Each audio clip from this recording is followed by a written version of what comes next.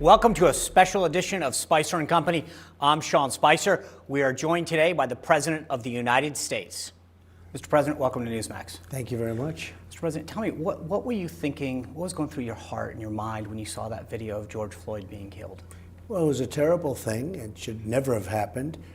Something snapped, I think, with the policeman, and the other three watching it were, I guess you can't put it in the same category, but it was certainly in a very bad category.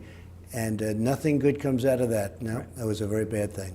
You know, you've been a champion of opportunity zones. You passed criminal justice reform, add increased funding to historically black colleges. As a property owner, you opened a club that welcomed blacks and Jews at a time when others wouldn't. Does it hurt you to know that some people don't recognize that? And what else could you be doing to help unite the country and heal people? Well, it does hurt me, and we also have, if you look before the plague came in from China, which should have never happened, they should have never allowed that to happen, but before that happened, we had the best black unemployment rate in the history of our country, more home ownership, more everything. In every way, African Americans were in better shape than they ever were, and they will be again very soon because the numbers are going to start going up very soon. I did it once, now I'll do it again. We created the greatest economy in the history of our country. You know that very well. You were a part of it. And we did something that, frankly, nobody thought was possible. And we'll do it again, and even better with a little time. And you're going to start seeing numbers in September, October that are going to be mind-boggling. I see it already. I mean, it's happening. But yeah, I mean, I would like to have fair press, basically, because the numbers are obvious. They're there. If I don't see it, if I don't go on shows like this and other shows, I won't get those numbers out. But we did the best job in the history. If you look, criminal justice reform, historically black colleges and universities, I funded that on a permanent basis. President Obama didn't do that. President Bush, nobody did it. I took care of it. So many different things when you look. Opportunity zones with, as you know, with our very great senator, and he is indeed a great senator from South Carolina. And Tim's a friend of mine, he's a friend of yours, and he did a great job. And he came to me with this idea, and I said, sounds good, let's give it a shot. Well, it's mind-boggling what happened to that, and it's great, the opportunity zones. We've done so much, I don't get credit for it, but criminal justice reform, you know that, I had no chance of getting done. Everybody tried, nobody could get it, and I was able to get it done. And if you listen to people, it's like we didn't do it. And I was the one that got it done, totally done. And it's a great thing, and people are really happy with it, but the news doesn't treat anything we do fairly. That's why I have to get out and speak for myself. When I was with you as press secretary, Chief Ryan Owens was killed in action. I was in the Oval Office with you when you called his wife. You spoke to her in such a heartfelt way to comfort her.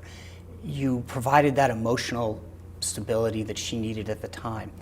Do you think that right now the nation needs you to express that same sort of comfort and healing that some people need to heal? Right now, I think the nation needs law and order because you have a bad group of people out there, and they're using George Floyd, and they're using a lot of other people to try and do some bad things. And what we do, and we have it totally under control, but you have Democrat, in many cases, in all cases, Democrat, super liberal mayors. I mean, the mayor of Minneapolis it was disgraceful when I watched that. When I saw cops fleeing a precinct, there's no reason in a million years that should have been done. And we took that mess, that was a total mess.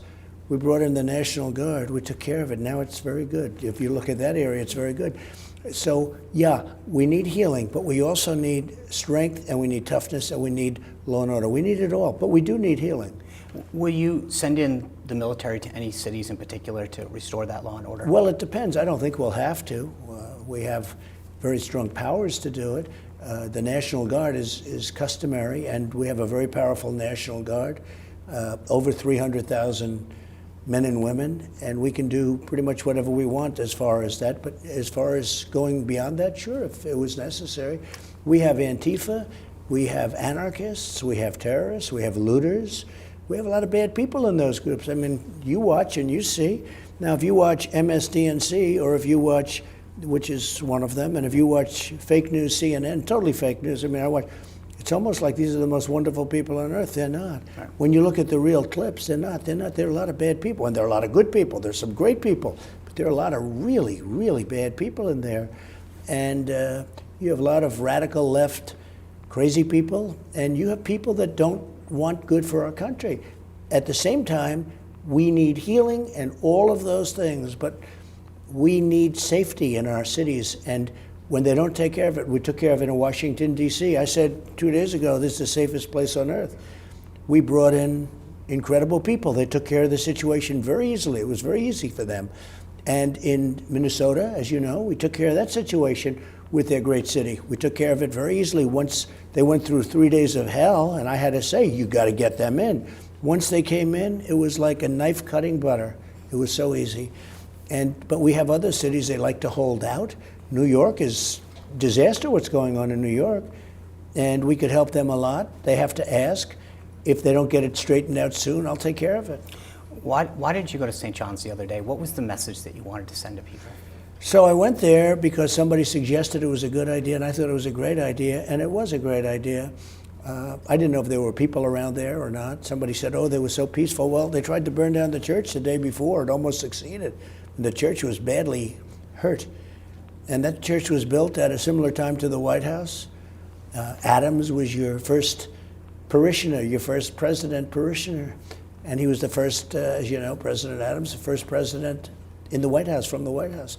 And a very important symbol, and they tried to burn it down. Then I heard what wonderful people they are. No, they tried to burn down the church. And the military moved them back. I guess they just reported there were no, what would you call them, the rubber bullets or whatever. There was none of that used. They just moved them back. They didn't know until just shortly before that I was going there. Somebody suggested, I said, let's go, let's walk. And we walked from the White House. And I think everything was handled very well. I will tell you, religious leaders loved it. Religious leaders thought it was great. They loved it. Since you've been president, have you grown in your faith? Do you pray? Do you pray often? Yeah. You've talked a lot about religion this week. What does it mean to you? So I think maybe I have, from the standpoint that I see so much that I can do. I've done so much for religion. The Johnson Amendment, getting rid of Mexico City. Nobody thought any of this stuff would happen. 2 Supreme Court justices. And by the way, if the other side, and I call them the radical left, because Biden has gone way left, but he doesn't know where he is. But he's surrounded by people that are put there that are serious radical left. You won't have a Second Amendment. You won't have religious liberty. You won't have anything. I used to say the other election, the last election, 2016, that you were a part of, I used to say that that was the most important election. I think it's superseded now because they've gone stone cold crazy, and they will do things that you wouldn't believe, and that includes ending your Second Amendment. It includes open borders where everybody pours in. You know, on the wall that you don't hear about anymore, right? You know why you don't hear? Because it's built. 210 miles is already built, and we're building the rest. By the end of the year, we'll have close to 400 miles, and shortly into next year, we'll have it totally completed. And every mile that we build, you have less and less people. We're setting records for low levels of people coming in, and when they come in, they get taken right out. Nobody's ever had a southern border like what we have right now. It's been an incredible thing. You don't hear about it. The Democrats don't talk about it anymore. But they want open borders. That means drugs. That means human traffickers. That means all of these horrible things. That means people pouring into our country. So the wall has done great. That was very hard to get. I mean, I had a party that was a Democrat party that was so against it. But now you don't hear about it. I think the other reason you don't hear about it is basically they know I'm right. Building a wall, especially once the pandemic came, because if you look at Tijuana, right on the other side of the border, it's one of the most infected places on earth. And we have a wall, and that's a good thing that we have a wall. We built it. You know, you've talked about the wall and immigration. You've been very tough on crime. You've sent the National Guard out this week. There's a lot of people that want to know if police reforms will help the systemic racism and issues that many black people face in this country. Is that something that you could get behind? Well, I heard Biden talking about systemic racism in the police department today. And I said, a very simple question. He's been there for 43 years. Why didn't he do something about it? I've only been doing this for 3.5 years. He's been there for 43, 44 years. He was there 8 years as vice president. He had plenty of time. I mean, he was taking a lot of vacations, taking it easy, sending his son over to China to pick up $1.5 billion, sending him to Ukraine where he was paid $83,000 a month and $3 million up front or something. I would tell you, why he had plenty of time. Why wouldn't he do this? This is Sleepy Joe. But now he's talking about systemic racism in the police department. Why wouldn't he have done something about it, Sean? Right. He had all the time. So now he says, I'm going to stop. Well, he's there 43 years. He was a senator, in all fairness. That's a very big position. You could do what you want to do. But then he was vice president for 8 years. He hasn't done anything except things that were bad for the black population. Very bad. African-American population was treated very badly by Biden. He didn't know it, and he doesn't know it now, honestly, because I don't think he knows where he is. Last week, you signed an executive order asking the Federal Communications Commission to look into Section 230 of the Federal Decency Act. The Federal Trade Commission, though, was also part of your executive order. Would you like the Federal Trade Commission to look into these social media platforms in terms of unfair trade practices? Yeah, you have federal trade and you have federal communications. They can both look into it, but and you don't know that they're not, to be honest with you. So let's see what happens. Right. Would you? The Department of Justice is also looking into Google because it's many claim that it has a biased search engine. Would you support them filing an antitrust Well, I act? think you have a lot of situations. Look what Amazon's doing to our country.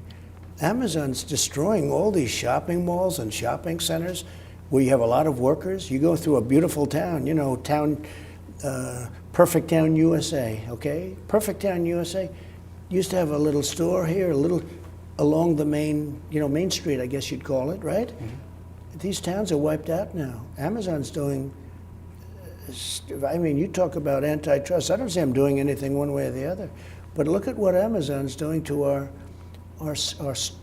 cities and our everything. You talk about antitrust, so we'll see what happens. I'm not telling you I'm doing anything or not doing anything, but there's tremendous damage and the jobs that are being lost and other things. But you look at towns and cities and shopping centers and shopping areas, and it's like they're empty, they're dead, they're like deserts. I think it's a very unpleasant thing. And they have a big tax advantage, because of the taxes. They have a big tax advantage over somebody that's paying rent and has a store and employing a lot of people and having people work. So I think that's something we'd look at too, yeah. On China, you've been very tough with your tariffs on China as a country.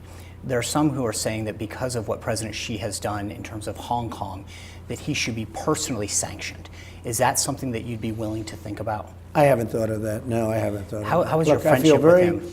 Haven't spoken to him in a while. It was very good. We did the trade deal. It was one of the great deals ever made. China was just ripping off this country. China was taking out $500 billion plus a year for many years. 500 billion, not million, 500 billion. And I changed it around. China, before the plague came in, China, again, should have never let it happen. They should have stopped it at the source, but they didn't. And the whole world was affected so badly, so devastatingly with all that death. Forget about the money, the death. But the ink wasn't even dry on the trade deal when this happened. But China, before the plague, China had the worst year they've had in 67 years. That's because of me. Now, I don't say that with pride, but what's happened is China's been ripping off our country for 30 years, for longer, but for 30 years. The World Trade Organization's been a disaster with respect to China, and so has the World Health Organization, which we've now officially pulled out of. So it's a very, very sad thing has happened with China. But they certainly took advantage of. I mean, they're considered in the world trade. They're considered a developing nation. China's not a developing nation. China's a very powerful nation, and they're developed. And we're all developing nations. We're developing too, I guess, right? I said if China's a developing nation, then we're a developing nation. But by having that status, as you understand very well, because you understand trade, by having that status, they have tremendous advantages over the United States. And it's not acceptable. And I let them all know it a long time ago, and it's happening now. I was speaking of the World Health Organization and what's going on here. We haven't heard a lot from Dr. Fauci in the last little while. A lot of these mayors and governors were all talking about social distancing and not gathering in large groups a couple weeks ago.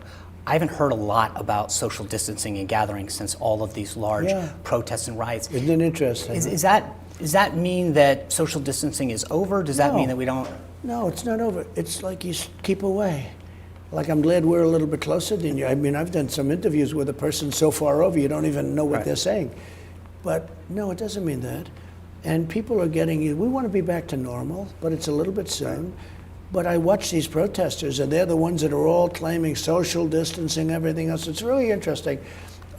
They do that, and then they're jumping on top of each other by the thousands when they're screaming and ranting and raving, which is not a good thing. I mean, we're going to have to see how that works out. It's a very bad thing. But very interesting with these liberal mayors, liberal Democrats, and governors, how they're tough as hell on keeping people locked up in their houses. But when it comes to ending the crime and the stores being broken into and the looting, and by the way, people being hit over the back of the head, the man in Dallas that was kicked unmercifully, I never saw anything like it. He's being kicked and beaten up and probably going to die. You look at all of this stuff. The woman who gets hit by a 2x4, nobody ever mentions that. But you look at what goes on. But the liberal mayors, they keep you locked up. But when it comes to the looting and everything, they're very weak on crime. But I think they're going to lose an election because they are weak on crime. I watched Joe Biden talking about crime the other day. He's so weak on crime, you'll never stop the problem. And I stop it. Look, I stopped it in Minnesota, Minneapolis, real fast. We insisted on the National Guard. It's up. It was brutal. They were, as you know, we said, took over the police department, took over the precinct. They took it over. Everybody, the cops were running. Those cops don't run. They were told to leave. They should never happen. That was a horrible signal. Super liberal mayor. He was crying. He was crying. Isn't that nice? But the mayor can't cry in cases like that. So we have a very different attitude on things. I am law and order. They're not. And if they're not for law and order, you're going to lose the country. You've always been a tough negotiator. Since you've been president, who's the toughest person that you've had to negotiate with? Well, I think the hardest are the, I say, okay, people always ask, who's the toughest? Is it Russia? Is it China? Could it be North Korea? Who's the toughest, sir? I say, the toughest is the United States of America, because we have people on the other side that are vicious, and I think they're more vicious in many respects than any of the leaders I deal with. Look what they put us through. A phony Russian witch hunt, a phony impeachment that was thrown out like dogs. We won in the House 196-0 with the Republicans. Not one Republican. Never happens with the Republicans. And in the Senate, it was 52.5 to a half. When you think of that, that was Mitt Romney, a real winner. You know, he still hasn't gotten over the fact that he got destroyed by Barack Obama. I always tell Mitt Romney, if you would have fought this hard with Obama, you could have won that race. Okay, I could have won that race easier than beating crooked Hillary Clinton. It would have been easier. But we have to have a country that's unified. But the most difficult people to deal with are the Democrats, because sometimes I think they don't love our country, and that's a very sad thing. You have a picture of your dad right behind your desk. You've always spoken fondly of your father, Fred. If he could see you now as President of the United States, what do you think he'd say? Well, he always had great confidence in me, but I don't think he ever saw this was something that I was going to do. One day I said, let's do it. We did it, and I won. He always thought you'd be a great businessman, but the idea of running the free world. He was always good. Look, I had a great business, and did really well with my business, and I loved it. But so, if you think about it, Biden and Obama, don't forget, Obama campaigned against me the last time. I think in a certain way harder than Hillary Clinton. I think he actually campaigned harder than Hillary. But he was all over the place. You remember that? He was flying all over on Air Force One campaigning against me. And Biden, I'm only here because of them, because they did such a bad job. I said, somebody's got to change this around. China was killing us. They were all killing us. I'm only here because of Joe Biden and Obama. Yeah. I've seen you and the First Lady interact. She's such an important part of your life. How much do you rely on her to get feedback on messaging and decisions that you make? So she's treated unfairly, but the people love her. Yeah. The people love her. When I make a speech, they have signs. We love our first. All over. You've seen it, hundreds of signs. We love our First Lady. They have sometimes pictures of high heels.